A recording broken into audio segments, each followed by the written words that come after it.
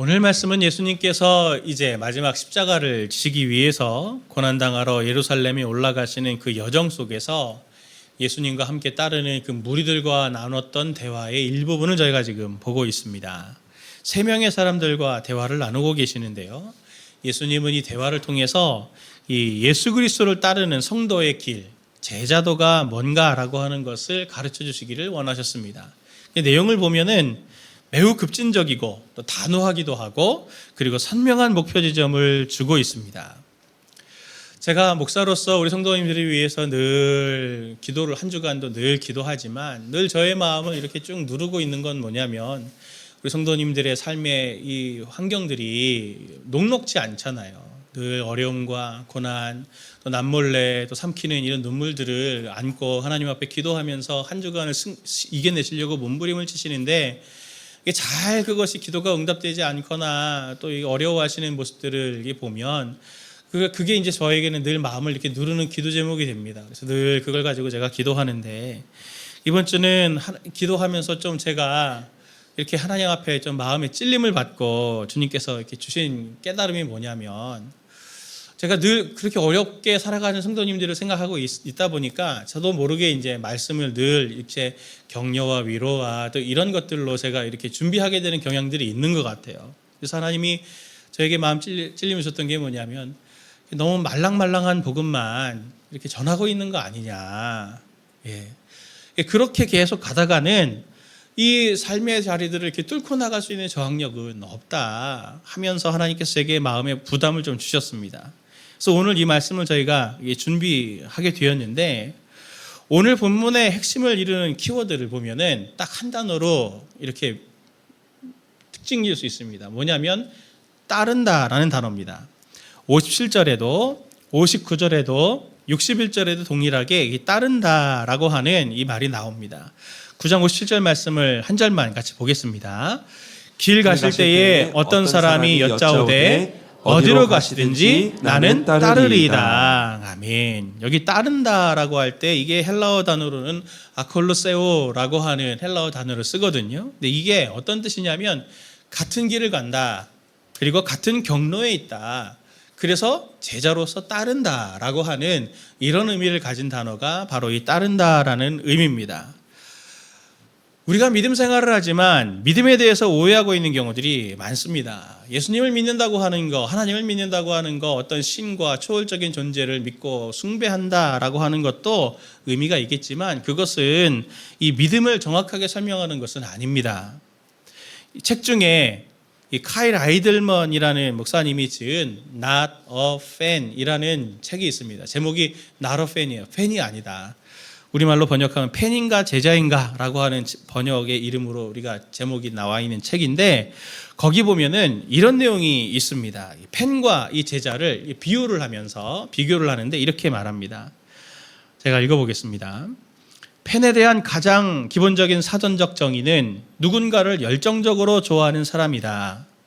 이렇게 얘기하면서 팬은 맨몸에 페인트 칠을 하고서 축구장에 가는 사람이다. 팬은 관람석에 앉아 팀을 열렬히 응원하는 사람이다. 하지만 정작 경기에는 나서지 않는다. 고함을 지르며 응원을 하지만 경기를 위해 희생을 하지는 않는다. 게다가 응원하는 팀이 자꾸 패하면 그렇게 좋아하던 마음도 조금씩 식어가고 심지어 다른 팀으로 옮겨가기도 한다. 팬은 어디까지나 팬일 뿐이다 하면서 우리에게 도전하죠. 당신은 예수 그리스도의 팬입니까? 제자입니까? 하면서 그걸 도전하면서 예수님의 제자와 이 팬을 구분하는 기준을 몇 가지로 설명을 해요. 그걸 제가 몇 가지만 정리를 해보면 첫 번째는 팬은 예수님의 제자가 아닌 예수님의 팬은 남과 비교를 한대요. 주변 사람들과 비추어서 자신과 예수님의 관계를 평가하고 그렇게 평가한 기준이 다른 사람들보다 내가 썩 괜찮다 생각하면 그걸로 만족한다라고 하는 겁니다. 그런데 제자는 예수님을 말로만 고백하는 것이 아니고 실제로 예수님을 따른다. 그렇게 얘기합니다. 또 두 번째로 예수님의 팬은 예수님에 대해서 예수님에 관해서 알고 또 그가 예수님에 대한 열광과 지식을 친밀함으로 오해한다는 거예요. 예수님에 대해서 많이 알면 알수록 내가 예수님과 친밀해라고 스스로를 오해한다는 거죠. 그리고 예수님에 관해서 알게 된 그 지식을 종교적인 법으로 해서 지킨다는 겁니다. 그 종교적 법과 의식을 잘 지키기 때문에 나는 제자다라고 스스로 생각한다는 거예요. 그런데 그건 제자가 아니다. 제자는 뭐냐면 예수님에 관해서 아는 것이 아니라 예수님을 경험한 깊은 차원의 진정한 알미 있는 자가 바로 예수님의 제자다라고 하는 것을 말합니다. 우리는 팬입니까? 제자입니까? 우리는 팬이어야 합니까? 제자여야 합니까? 당연히 우리는 팬이 아니라 제자여야 되죠. 오늘 말씀에 등장하는 이 세 사람에 대한 질문과 그에 대한 예수님과의 오고 가는 답변들을 통해서 오늘 우리는 제자도가 뭐냐라고 하는 것, 제자가 뭐냐라고 하는 실제적인 부분들을 우리에게 말씀해 주십니다. 이걸 가지고 우리 삶을 다시 한번 점검하면서 우리가 이제 팬을 넘어서 예수님의 제자로 우리가 더욱더 다듬어가는, 성장해가는 시간이 되기를 원합니다. 예수님을 따르는 제자의 실제, 첫 번째는 제자는 계산하지 않는다는 겁니다. 계산하지 않습니다. 57절에 등장하는 첫 번째 사람이 예수님께 이렇게 말하죠. 주님이 가시는 길이 어디든지 따르겠습니다. 의기양양하게 예수님께 이야기합니다. 57절 말씀을 같이 함께 보겠습니다. 길 가실 때에 어떤 사람이 여짜오되 어디로 가시든지 나는 따르리이다. 아멘. 본문의 여짜오되라고 하는 말의 이 뉘앙스를 보면은 일방적으로 예수님께 이야기하는 거예요. 예수님이 제자로 삼을지 안 삼을지는 뭐 상관없고 저는 무조건 예수님을 따라다니겠습니다. 예수님의 제자가 되겠습니다. 이렇게 말하는 사람입니다. 한번 생각해 보십시오. 동의를 구하지 않고 그렇게 말하는 사람이 어떻게 그렇게 고백하는 용기 있는 이 힘을 낼 수 있을까요? 분명히 이 사람은 왜 제자가 되려고 했을까 생각해 보면 분명히 예수님을 지켜보고 관찰한 시간들이 있었을 거고 예수님의 그 무엇이 마음에 든 부분이 있었을 겁니다. 그래서 나는 다른 사람들이 아니라 예수님의 제자가 되어야 되겠다라고 생각하지 않았을까요? 그렇게 결단한 거 되게 중요하잖아요. 또 소중하고 얼마나 값있습니까? 그런데 놀라운 건 뭐냐면 이러한 사람들은 제자가 될 수가 없습니다. 왜 제자가 될 수 없냐면 제가 예를 하나 드리겠습니다. 제 가정 얘기를 자꾸 해서 제가 좀 마음에 죄송함이 있는데 저희 아내가 가끔씩 어려운 질문을 저한테 할 때가 있어요. 정신을 똑바로 차리고 대답을 해야 되는. 그 중에 하나가 뭐냐면 지금은 그런 질문 잘 안 하는데 어떤 질문이냐면 당신은 왜 나랑 결혼했어? 그렇게 물어볼 때가 있었습니다. 그럴 때 제가 당연히 그렇게 말하죠. 사랑해서 결혼했지. 진심입니다. 사랑해서 결혼했어요. 근데 뭐 때문에 날 사랑했어? 그렇게 얘기하면 당신의 모든 것이 다 나에게는 사랑의 대상이었어. 저도 눈이 있습니다. 외모도 보고 성격도 보고 다 보죠. 정말 사랑해서가 결혼했는데 자 생각해 보십시오. 누군가를 보고 사랑해서 결혼했는데 그게 그 사람의 그 무엇 때문이다. 그것 때문에 내가 이 사람을 사랑하고 그것 때문에 내가 이 사람과 결혼했다고 하면 괜찮습니까? 이 남자가 이 여자가 얼굴이 잘생기고 피부도 좋고 외모가 좋고 똑똑하고 이래서 그 사람을 사랑해서 그 사람과 결혼했다고 하면 그 사람은 결혼한 그때가 제일 예쁜 때잖아요. 시간이 가면 갈수록 피부는 탄력이 없어지고 지력도 쇠해지고 그럼 이제 나중에 그것 때문에 결혼했으면 그거 없어져 버리면 어떻게 됩니까? 뭐 버릴 겁니까? 미워질 겁니까? 그런 게 아니잖아요. 그런 게 아니잖아요. 조건이 있어서 사랑했다고 하면 그건 조건을 가질 때까지만 그 조건을 유지할 때까지만 사랑할 겁니다. 예수님을 보고 따른다고 할 때 예수님의 조건을 보고 예수님이 어떠하신 분이다라고 하는 그것 때문에 예수님을 따른다면 그걸 줄 수 있을 때까지만 예수님의 제자이지 않을까요? 그건 제자가 아닙니다. 예수님을 오늘 따르겠다고 결단하는 이 사람의 고백에 대해서 예수님이 오늘 뭐라고 말씀하시나요? 58절의 말씀을 보면 예수님이 이렇게 말씀하십니다. 예수께서 이르시되 여우도 굴이 있고 공중에 새도 집이 있으되 인자는 머리 둘 곳이 없도다 하시고 이 본문은 이 말씀은 이 비유거든요. 여우는 여호는 당시에 이스라엘의 적이 되는 헤롯과 이방인들을 은유해서 지칭하는 유대인들의 표현이었습니다. 공중의 새는 뭘 은유하는 거냐면 로마 제국의 상징이 있죠. 뭡니까? 딱 지금도 생각나실 텐데 독수리입니다. 독수리. 늘 이렇게 긴 창에다가 독수리를, 황금 독수리 딱 이렇게 해갖고 가지고 다니잖아요. 그러니 너희가 싫어하는 이방인들도, 너희를 압제하는 로마 제국들도 다 보면 사람들이 살 곳이 있는데 나는, 인자는 머리 둘 곳이 없다. 그렇게 말씀하시는 거죠. 제자는 어떤 사람입니까? 예수님은 네가 그렇게 닮겠다고 따라하겠다는 삶이 너의 스승의 삶인데 나는 쉴 것도 없고 머리 둘 것도 없어. 안식이 없는 삶이야. 그래도 괜찮겠니? 그걸 물어보시는 거죠. 어떠십니까? 우리에게도 똑같이 물어보신다면 성도님들은 뭐라고 하시겠습니까? 예수님이라고 쉬고 싶은 마음이 왜 없으셨겠습니까? 평안하고 맛있는 거 먹고 이렇게 좀 누리고 싶은 그런 마음이 왜 없으셨겠어요? 그리고 또 예수님을 생각해 보면 얼마나 억울합니까? 본인은 그러실 필요가 없는데 인간이 되셔서 우리를 건지시려고 이렇게 애를 쓰시는데 사람들은 예수님을 보면서 환호하거나 그의 수고를 알아주는 것이 아니라 어떤 사람은 귀신의 왕 바알세불을 지폈다 이렇게 말하면서 예수님을 모함하고 죽이려고 하고 어떻게든 그를 없이 하려고 하는 그런 걸 당했을 때 예수님은 얼마나 억울하셨겠어요. 성도님들도 얼마나 억울할 때가 많습니까? 주변을 보십시오.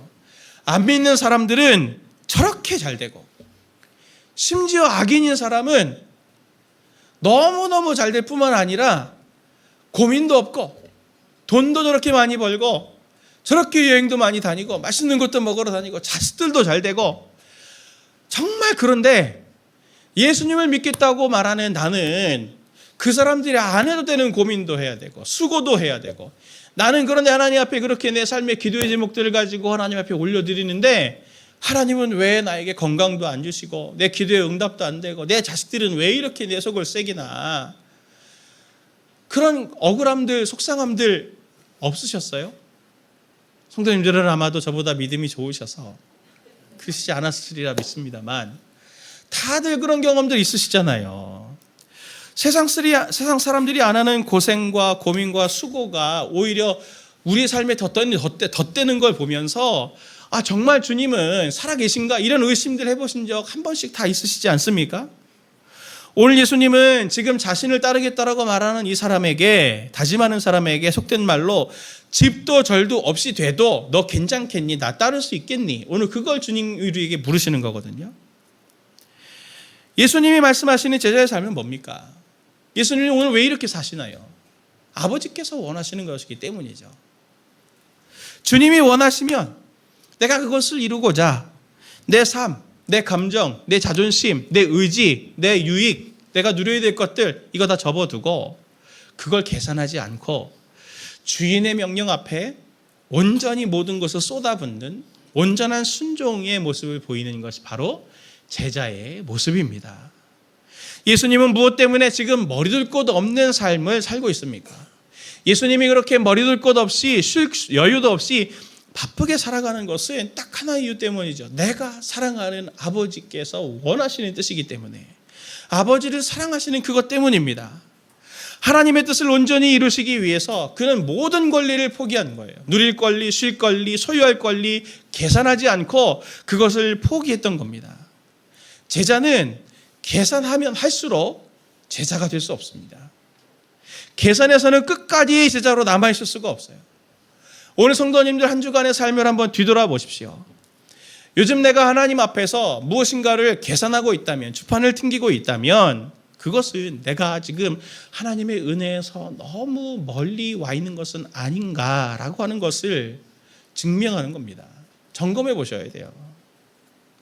또 남들과 같이 누리고 싶고 나도 쉬고 싶고 나도 원하는 것을 다 하고 싶지만 주님이 기뻐하시는 게 아니고 주님이 원하시기 때문에 고통과 수고를 감내하고 계시는 분들이 있다면 성도님들은 지금 내가 제자다라고 하는 것을 삶으로 증명해내고 계시는 귀한 분이십니다. 그걸 기억하십시오. 제자는 계산하지 않습니다. 이해득실을 따지지 않아요. 오직 그분을 신뢰하고 그분을 사랑하며 그분이 인도하는 대로 따르는 사람입니다. 오늘 57절 말씀을 보면은 이 사람이 그렇게 말하잖아요. 여짜오되 어디로 가시든지 나는 따르리이다. 어디로 가시든지 나는 따르리이다. 라고 얘기하는데 요한계시록을 보면은 거기에 바로 구원받은 사람들이, 제자들이 어떻게 고백하고 있는지를 보십시오. 요한계시록 14장 4절 말씀을 같이 함께 봅니다. 시작. 이 사람들은 여자와 더불어 더럽히지 아니하고 순결한 자라 어린 양이 어디로 인도하든지 따라가는 자며 사람 가운데에서 속량함을 받아 처음 익은 열매로 하나님과 어린 양에게 속한 자들이니. 아멘. 순결한 사람들을 뭐라고 말합니까? 어린 양이 어디로 인도하든지 따라가는 자라 말합니다. 셈에서는 따라갈 수 없어요. 계산에서는 따라갈 수 없습니다. 오직 처음 익은 열매인 예수 그리스도의 은혜로 그분께 속했기 때문에 그분의 뒤를 따르는 그런 사람들만이 어디로 가든지 따라가는 자가 될 수 있는 것 아닙니까? 성도님들, 우리는 신앙생활하면서 너무 계산적이지 않나요? 내가 이 정도 봉사하면 됐고, 내가 이 정도 헌신하면 됐고, 내가 이 정도 주일 성수하고 다락방 참여하면 된 거 아닌가? 내가 이 정도 봉사하면 된 거 아닌가? 이렇게 말하고 있는 것은 스스로 아닙니까? 만약에 우리의 지금 앞서 가시는 스승인 예수님께서 오늘 나에게 오셔서 이렇게 말씀하셔도 됩니까? 내가 너를 이 정도 섬기면 됐니? 내가 이 정도 섬기면 되지 않았니? 그렇게 말씀하셔도 우리 괜찮나요? 큰일 나는 거 아닙니까? 우리가 하나님의 은혜 앞에서는 그 누구도 계산하거나 청구서를 내밀 수가 없습니다. 하나님은 과거로부터 우리에게 은혜를 주셨고 지금도 은혜를 베풀고 계시고 앞으로도 은혜를 주실 하나님 아니신가요? 제자의 삶은, 예수님은 지금 우리에게 깨진 독에 물 붓는 것 같이 지금 우리에게 은혜를 부어주고 계시잖아요. 제자가 예수님을 따르는 자라면 우리의 삶도 깨진 독에 물 붓는 것 같은 그런 삶을 사는 게 당연한 거 아닙니까? 그 삶을 주님께서 먼저 보여주셨기 때문이죠. 우리도 주님을 따를 때 낙심하거나 포기하지 말고 주님을 따르면서 깨진 독에 물 붓는 것 같은 은혜들을 계속 흘려내는 삶을 살 수 있다면 성도님들은 정말 예수님의 제자로 증명되고 있는 것입니다. 저와 우리 성도님들이 꼭 그렇게 예수님의 뒤를 따라 계산하지 않고 주변에 하나님의 은혜를 흘려줄 수 있는 주님의 동역자 되시길 예수님의 이름으로 축원을 드립니다. 두 번째로 예수님을 따르는 제자는 어떤 사람이냐면 우선순위를 분별할 수 있는 사람입니다. 59절을 보면 또 다른 사람이 나옵니다. 앞에 사람은 제가 예수님을 따르겠습니다 이렇게 말하지만 59절에 나타나는 사람은 예수님이 그 사람에게 나를 따르라 라고, 제자가 되라 라고 부르십니다. 근데 그 사람이 예수님의 부름에 이렇게 반응해요. 60절 말씀을 보면, 59절 말씀 보면 나로 먼저 가서 내 아버지를 장사하게 허락하게 하옵소서. 먼저 가서 장사를 치르고 오게 해달라고 합니다. 그때 예수님이 60절에 이렇게 말씀하시죠. 이르시되 죽은 자들로 자기의 죽은 자들을 장사하게 하고 너는 가서 하나님의 나라를 전파하라 하시고. 예수님의 이 말씀을 보면은 예수님은 부친상도 치르지 말고 무조건 날 따라라 라고 말씀하시는 냉혈한처럼, 피도 눈물도 없는 사람처럼 그렇게 보입니다. 그런데 예수님은 그런 분이 아니시죠. 오늘 본문의 의도를 보려면 본문을 면밀하게 들여다봐야 되는데 이 본문에 강조하는 게 있습니다. 예수님이 제일 먼저 이렇게 말씀하시잖아요. 나를 따르라. 예수님이 따르라라고 하는 이 명령을 문법적으로 이렇게 보면은 예수님을 지속적으로 따르고 있는 상태를 유지하라라고 말씀하시는 겁니다. 그리고 59절에 이렇게, 이 59절을 같이 함께 보도록 하겠습니다. 같이 봅니다. 또 다른 사람에게 나를 따르라 하시니 그가 이르되 나로 먼저 가서 내 아버지를 장사하게 허락하옵소서. 이 사람이 나로 먼저 가서 아버지를 장사하게 허락하옵소서라고 말하는데 여기에 먼저라고 하는 뜻이 무슨 뜻이냐면 헬라어로는 프로토스라 그래서 이 순서적으로 맨 먼저입니다. 맨 먼저 1번. 제일 우선순위를 갖는. 근데 이 먼저라고 하는 것이 똑같이 쓰여진 용례가 있는데 그게 마태복음 6장 33절입니다. 같이 봅니다. 그런즉 너희는 먼저 그의 나라와 그의 의를 구하라. 그리하면 이 모든 것을 너희에게 더하시리라. 예수님이 너희는 먼저 그의 나라와 그의 의를 구하라. 그것이 우선순위다라고 말씀하실 때 똑같이 이 프로토스를 쓰세요. 그러니 예수님은 지금 장사 치르지 말고 무조건 날 따라라 이렇게 말씀하시는 게 아니고 너의 삶의 우선순위가 지금 어디 있니? 그 우선순위를 잘 세워라. 지금 너의 우선순위가 잘못되어 있으니 그걸 잘 세워라 라고 말하는 겁니다. 이 사람은 지금 부친상을 핑계로 궤도를 이탈하려고 하는 거예요. 그러니 예수님께서 너는 나를 따르고 있어야 한다라고 하는 것을 말씀하시는 겁니다. 우리의 삶에 중요한 게 많잖아요. 얼마나 우리의 삶의 자리가 뭐 이렇게 성도로서의 자리도 있지만 사회적인 위치, 또 가정에서의 위치. 현대인들은 오늘날 삶의 자리에서 다양한 삶의 위치들을 갖지만 중요한 것들이 많습니다. 그런데 예수님의 제자인 우리에게 가장 중요한 것은 뭐냐면 예수님의 제자로 예수님을 따르고 있는 상태를 유지하는 것이 중요하다라고 하는 것을 오늘 주님이 우리에게 말씀해 주시려고 합니다. 우리가 왜 궤도를 이탈합니까? 더 좋은 것이 보이기 때문 아닌가요? 그게 우선순위가 되는 거 아니에요? 그래서 뱀이 하와를 유혹할 때 어떻게 유혹했습니까? 하와가 보인 반응이 창세기 3장 6절에 나오는데 같이 함께 이 말씀을 봅니다. 여자가 나무를 본즉 먹음직도 하고 보암직도 하고 지혜롭게 할 만큼 탐스럽기도 한 나무인지라 여자가 그 열매를 따먹고 자기와 함께 있는 남편에게도 주매 그도 먹은지라. 아멘. 뱀이 유혹할 때 여자가 나무를 봅니다. 나무를 보았다라고 할 때 이 보았다는 단어가 그냥 눈으로 보다라는 뜻도 있지만 비전을 가지다, 선택하다 이런 뜻도 가지고 있어요. 여자는 그동안에 얼마나 그 나무를 봤겠습니까? 그런데 뱀의 유혹을 보고 받고 그 나무를 보니 그게 자기에게 소망처럼 보이는 거죠. 먹음직도 하고 보암직도 하고 지혜롭게 할 만큼 탐스럽기도 해서 나에게 유익을 줄 것처럼 보인 겁니다. 그래서 그걸 먹은 거죠. 궤도를 이탈하게 된 겁니다. 우리가 궤도를 이탈하지 않으려면, 제자로서 궤도를 이탈하지 않으려면 우리의 시선을 주님께로 고정하는 것이 정말 필요합니다. 그래서 히브리서 3장 1절은 우리에게 이렇게 말하죠. 그러므로 함께 하늘의 부르심을 받은 거룩한 형제들아, 우리가 믿는 도리의 사도이시며 대제사장이신 예수를 깊이 생각하라. 예수를 깊이 생각하라라는 뜻이 그냥 예수를 깊이 묵상하라 이런 뜻이 아니고 그분을 고정해 두고 그분께 우리의 모든 관심의 초점을 거기에 두는 것을 말하는 게 깊이 생각하라는 뜻입니다. 그렇게 해야 따를 수 있는 거예요. 그를 바싹 따르지 않으면 우리에게 뭐가 보이냐면 하와처럼 나무가 보여요. 다르게 보입니다. 먹음직도 하고 보암직도 하고 지혜롭게 할 만큼 탐스러운 나무. 우리의 욕망을 자극하고 우리의 죄성을 자극하고 그래서 그것이 마치 우리의 소망처럼 보이게 우리가 속게 만드는 것이 바로 사단의 전략입니다. 우리는 늘 그래서 삶의 방향성을 점검할 수 있어야 돼요.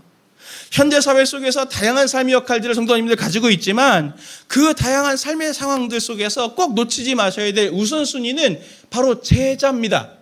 제자. 내가 아빠지만 예수님의 제자인 아빠. 내가 엄마지만 예수님의 제자인 엄마.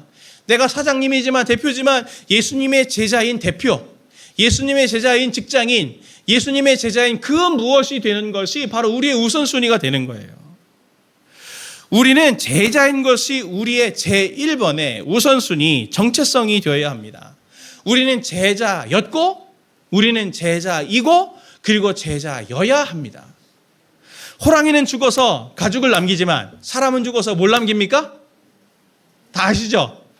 이름을 남긴다. 요즘은 안 남길라 그래요. 보니까 요즘은 안 남길라 그래요. 한때 욜로 꽃보다 할배에서 거기서 나왔더라고요. 제 그게 어떻게 시작했나 했더니 욜로 다 잊어버리셨습니까? 몇 년 전에 유행했던 말인데 이게 You only life once. 네 삶은 한 번이다. 그러니 모아둔 거 다 없어질 거니까 다 쓰고 죽자. 여행도 가고 맛있는 것도 먹고 욜로.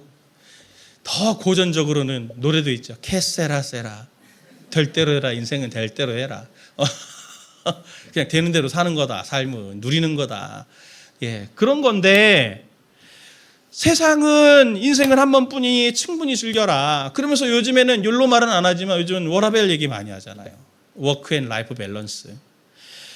인생은 한 번뿐이니 일이 너무 몰두하다 네 삶이 없어지면 안 되고 충분히 즐기면서 그렇게 살아야 된다. 허무한 인생이 되면 안 돼. 하지만 욜로 해도 그리고 워라밸 해도 반드시 인생은 그렇게 살면 허무해지는 거 아닙니까? 허무해집니다. 우리가 아무리 성도님들 뭘 남길 겁니까? 뭘 남길 거예요? 아파트 남기실 거예요? 펀드 남기실 거예요? 내가 소유하고 있는 무슨 증명서 이런 거 남기실 겁니까? 주님은 오늘 우리에게 말씀하세요. 삶의 우선순위를 잘 점검해라. 너의 삶의 우선순위를 잘 점검해라. 욜로는 오늘 말씀에 의하면 죽은 자들에게나 남겨두고 생명이 없는 사람들은 그게 소망이 될 수밖에 없으니 그들에게나 남겨두고 너는 가서 하나님의 나라가 오늘 여기 바로 내 삶에 있다고 선포해라. 전도해라. 삶으로 증명해줘라. 주님은 오늘 우리에게 이것을 말씀하시는 거 아닙니까? 우리가 그렇게 할 수 있는 것은 딱 하나입니다. 어떤 삶을 살더라도 어떤 삶의 자리에 있더라도 내가 예수님의 제자지. 이게 제일 우선순위로 마음에 잡혀 있을 때 바로 우리는 하나님의 나라를 선포하는 하나님의 동역자들로 서 계실 줄 믿습니다. 마지막 세 번째로 예수님을 따르는 제자의 실제는 제자는 뒤의 것을 돌아보지 않는다는 겁니다. 61절에 보면 또 다른 사람이 나오죠. 그 사람이 이렇게 말합니다. 61절 같이 봅니다. 또 다른 사람이 이르되 주여 내가 주를 따르겠나이다마는 나로 먼저 내 가족을 작별하게 허락하소서. 아멘. 따르겠습니다. 근데 작별하게 인사는 하고 올 수 있게 해주세요. 그렇게 얘기합니다. 그때 예수님 뭐라고 하십니까? 62절 말씀에 예수께서 이르시되 손에 쟁기를 잡고 뒤를 돌아보는 자는 하나님의 나라에 합당하지 아니하리라 하시니라. 피 눈물 없는 것처럼 여기도 보이지만 유대인들은 여기에 손에 쟁기를 잡고 뒤를 돌아보는 자 할 때 딱 머릿속에 떠올리는 이야기가 하나 나옵니다. 무슨 이야기냐면 열왕기상 19장에 등장하는 엘리야가 엘리사를 부르는 이야기가 거기에 등장을 해요. 엘리야가 엘리사를 제자로 삼으려고 자기 후계자로 삼으려고 갔을 때 엘리사는 소에게 쟁기를 지우고 밭을 갈고 있었습니다. 아버지의 밭을 갈고 있었어요.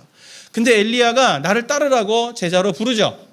그때 엘리사가 어떻게 하냐면 자기가 그렇게 그때 밭 갈고 있던 소를 잡고 자기가 그렇게 밭 갈고 있던 그 농기구들 나무로 만들었을 테니까 그것을 가지고 불에 태워가지고 이 소들을 삶아서 같이 일하는 사람들에게 쫙 나눠주고 엘리야를 따라갑니다.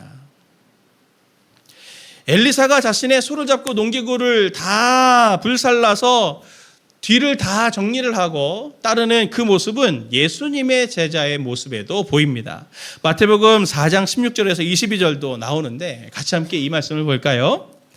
갈릴리 해변에 다니시다가 두 형제 곧 베드로라 하는 시몬과 그의 형제 안드레가 바다에 금을 던지는 것을 보시니 그들은 어부라. 말씀하시되 나를 따라오라. 내가 너희를 사람을 낚는 어부가 되게 하리라 하시니 그들이 곧 그물을 버려두고 예수를 따르니라. 거기서 더 가시다가 다른 두 형제 곧 세베대의 아들 야고보와 그의 형제 요한이 그의 아버지 세베대와 함께 배에서 금을 깁는 것을 보시고 부르시니 그들이 곧 배와 아버지를 버려두고 예수를 따르니라. 아멘. 제자들은 그물을 버려두고 배를 버려두고 예수님을 따랐고 아버지도 버려두고 예수님을 따랐습니다. 이들 모두에게 있는 공통점이 뭡니까? 아버지를 버리고 배를 버리고 소유를 버려라. 이게 말하는 게 아니고 그들이 그동안 소중하게 여겼던 옛 생활들을 청산했다는 거죠. 새로운 삶을 시작했다는 겁니다. 옛생활의 가치관을 뒤로 버려두고 옛생활에 소중했던 것들을 뒤로 버려두고 주님께서 우리에게 보여주시는 삶의 새로운 모습, 새로운 삶의 가치, 새로운 가치관, 소중히 여기던 것들, 옛날 것들은 작별하고 주님께서 보여주던 것들을 소중히 여기는 새로운 삶을 살게 됐다라고 하는 것이 바로 제자들의 삶입니다. 옛생활을 완전히 단절하는 것이 바로 오늘 이 뒤를 버려뒀다라고 하는 이 표현 속에 담겨져 있는 거죠. 우리에게 부족한 것이 뭡니까? 예수님의 제자가 되고 싶은 우리에게, 저도 마찬가지인데 참 부족한 것이 뭐냐면 우리가 하나님 앞에 한 주일간 기도하면서 구하는 것들 중에 많은 부분이 내 유익을 위해서 구하는데 그 내 유익을 위해서 구하는 것들이 거의 모두가, 거의 모두라고 하면 이제 많은 부분이 옛생활, 세상 사람들이 얻고 싶어 하는 것, 일명 뒤의 것을 구하는 경우가 많지 않습니까? 내가 하나님께 구하는 그것을 얻지 못할 때 그게 무엇이든, 그게 기대든 희망이든 소망이든 정신적인 거든 관계적인 거든 물질적인 거든 어떤 것이든지 내가 구하는 걸 하나님 앞에 받지 못할 때 우리는 낙심하고 불평하고 시험에 빠지지 않나요? 제자가 되어서 새 시대가 열렸고 새 하늘과 새 땅이 그걸 바라보면서 우리가 그 땅을 향해 걸어가는 백성이면서도 한 다리는 하나님의 나라에 발 디디고 있고 한 다리는 이 세상의 세속적인 것에 발 디디고 있는 마음이 나누인 사람 같지 않느냐라고 하는 것을 말씀드리는 겁니다. 마음이 둘로 나누어져서 죽은 자들의 세상과 거기에 미련이 남아있고 새 생명의 세상에도 미련이 남은 자들이 되어서는 안 됩니다. 걸쳐 있을 수는 없어요. 옛 세상의 백성으로 남아있든지 아니면 새 세상의 백성으로 들어가려고 하든지 둘 중에 하나입니다. 누가복음 16장 13절의 말씀을 보면 주님이 이렇게 말씀하시죠. 지파인이 두 주인을 섬길 수 없나니 호기를 미워하고 저를 사랑하거나 호기를 중히 여기고 저를 경히 여길 것임이니라. 너희는 하나님과 재물을 겸하여 섬길 수 없느니라. 이 말씀 앞에 저도 자유롭지 않습니다. 저도 목사님들과 한번 말씀드렸잖아요. 목사님들과 한국교회 놓고 어떻게 섬길까 이런저런 개혁적인 방향들 막 이런저런 얘기들을 하다가 맨 마지막에 헤어지는 장면에서 제가 아이러니한 걸 봤죠. 그 목사님이 엄청 좋은 차를 타시더라고요. 좋은 차 타면 좋죠. 나쁜 게 아닙니다. 잘못 탔다는 게 아니고 행간이 있겠죠. 그 교회 성도님들이 목사님을 배려해서 그렇게 해주셨겠지만 제가 볼 때는 저거는 조금 너무 과도한 것은 아닐까? 그 교회 규모나 모든 것들을 따져봤을 때 우리 차를 사더라도 이 집안 살림의 이 규모에 맞는 차 사지 않습니까? 근데 그걸 넘는 차를 타시는 것 같아서 제가 그걸 보면서 마음이 씁쓸했어요.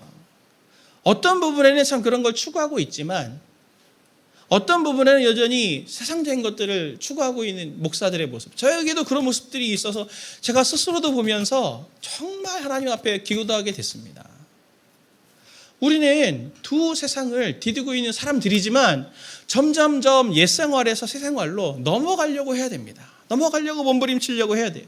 오늘 주님은 우리에게 책망을 주시면서 너 왜 그렇게 못 사냐 하면서 우리를 징계하시고 책망하시려고 주시는 말씀이 아니고 우리에게 목표 지점을 주시면서 너에게서 그런 모습들의 삶의 부분이 무엇인지 네가 지금 하나님 앞에 구하는 그 기도 제목들 속에 옛생활의 모습들이 있다면 그건 이제 새생활의 모습으로 새 나라의 모습으로 그걸로 기도 제목이 바뀌어야 해. 그걸 주님께서 우리에게 격려하시기 위해서 오늘 이 말씀을 주신 겁니다. 오늘 주님은 이 말씀을 통해서 너희는 어떻게 할래? 우리에게 결단을 하고 말씀하십니다. 우리에게 옛생활의 가치인 부, 명예, 안정, 안위, 욕심, 인정받음, 은퇴 이후에 나의 안정된 보장된 삶 이런 것들을 저버리지 못하고 쟁기를 잡고 뒤를 돌아볼 겁니까? 왜 주님의 명령이 있음에도 우리는 마음이 나누어져서 매일매일 순간 하나님의 뜻을 구하는 것이 아니라 내 유익과 하나님의 뜻을 계산하면서 제 주판을 튕겨보면서 어떤 게 유익인가 이렇게 왜 저울질하고 있냐 이 말입니다. 제가 지난 주 중에 이 말씀을 가지고 고민할 때 하나님께서 참 신비롭고 놀라우신 분이세요. 한 나이 드신 순장님이신데 이 순장님이 다락방에 관련된 내용을 이렇게 상의하는 이메일을 보내시다가 맨 마지막에 자기의 마음을 이렇게 나눠주셨어요. 그 부분만 제가 한번 읽어보겠습니다. 연세가 좀 있으신 순장님이신데 이렇게 보내셨어요. 달아서 없어지기. 더 나이 들어 할 수 없을 때까지 달아 없어지는 이 한 몸이 되길 기도합니다. 언제든 필요하실 때 부르시면 순종하겠습니다. 이렇게 메일을 보내셨더라고요. 제가 이 이메일을 보면서 정신이 번쩍 났어요. 정신이 번쩍 났습니다. 이 순장님에게는 무엇이 그의 삶을 이끄는 겁니까? 제가 달아서 없어지겠습니다. 어디서 그런 마음이 나온 거예요? 은혜 때문에 아닐까요? 머리로 이해하는 그런 지식적인 은혜가 아니고 그 인생의 연륜과 수없이 많은 인생의 세파들을 거쳐가면서 하나님께서 베풀어 주실 은혜를 경험하고 그것을 채워낸 것이 있기 때문에 그 전 과정을 통해서 주님이 목자 되시고 주님이 인도자 되시다고 하는 것, 주님이 정말 선한 것을 주신다고 하는 그것을 신뢰했기 때문에 제가 달아서 없어지더라도 정말 저에게는 그것이 은혜이고 기쁨입니다 라고 고백할 수 있는 인생이 되는 거 아닙니까? 누가복음 12장 31절에는 이렇게 말합니다. 적은 무리여 무서워 말라. 너희 아버지께서 그 나라를 너희에게 주시기를 기뻐하시느니라.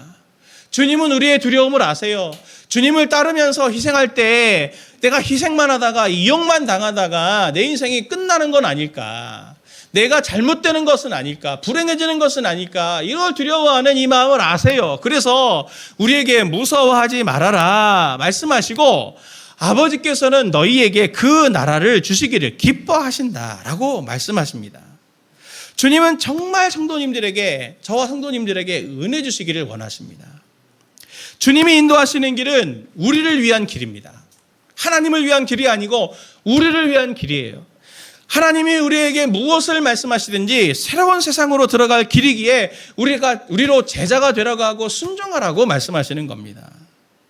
우리는 이대로에 있어서는 제자일 수 없어요.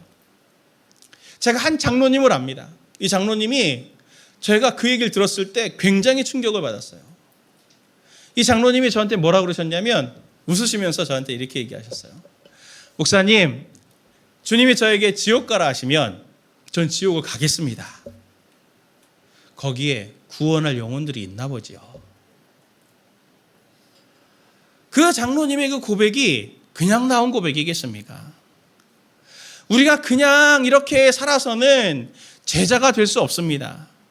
내가 항상 주인 돼서 나의 이익을 위해서 내가 선택하고 내 주변에 나를 위해서 유익될 게 무엇인가 두리번거리는 죄성이 있고 그 주의를 두리번거리는 것 때문에 항상 우리의 마음이 둘로 나누어지지만 우리의 시선을 주님께 고정하고 그것이 손해인 것 같아도 그것이 나에게 안 좋은 일인 것 같아도 주님의 말씀이기 때문에 주님을 막연하게라도 신뢰하고 따라갔을 때 주님이 말씀하시면 전 지옥에라도 갈 수 있습니다 라고 말할 수 있는 깊은 신앙에까지 나가게 되는 거 아닙니까? 우리는 우리 앞에 계시는 예수님을 주목하는 저와 우리 모든 성도님들 되시길 간절히 소원합니다. 그를 바싹 따라붙어서 그 하나님의 은혜를 하나님께서 오늘 하루하루 쌓아주시는 은혜들을 세포 하나하나에 새기십시오. 그래서 그럴 때 우리는 진정한 제자가 될 수 있을 것입니다. 이 은혜가 성도님들에게 있어서 뒤를 돌아보지 않고 앞을 향해서 계속 달려가시는 분당 다음 교회 모든 성도님들 되시길 예수님의 이름으로 축원드립니다.